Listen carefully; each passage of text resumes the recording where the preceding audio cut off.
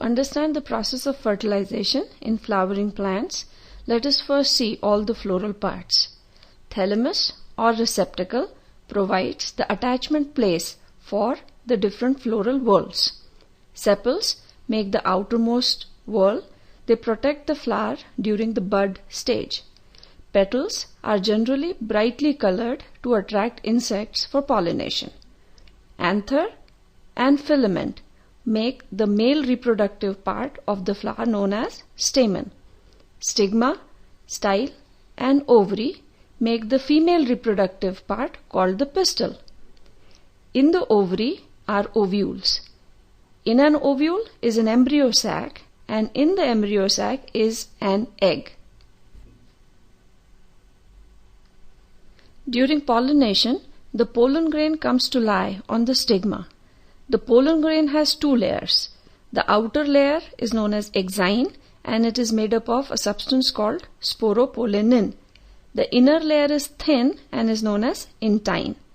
At some places, exine is thin.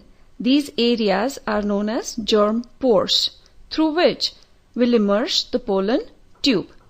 Pollen grain has two cells.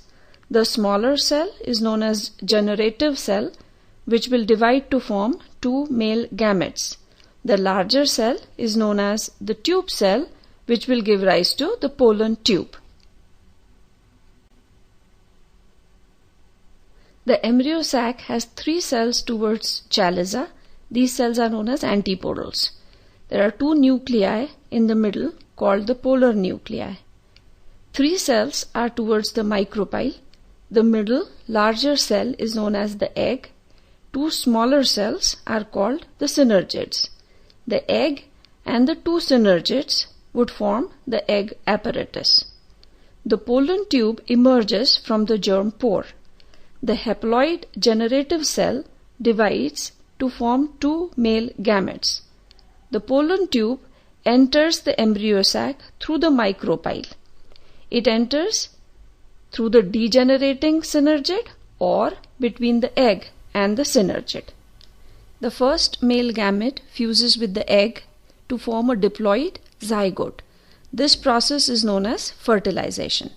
The second male gamete fuses with two polar nuclei to form a triploid endosperm nucleus, which will change into endosperm cell. The fusion of three nuclei is known as triple fusion. Endosperm will divide later on to form nutritive tissue, which will provide nourishment to the developing embryo.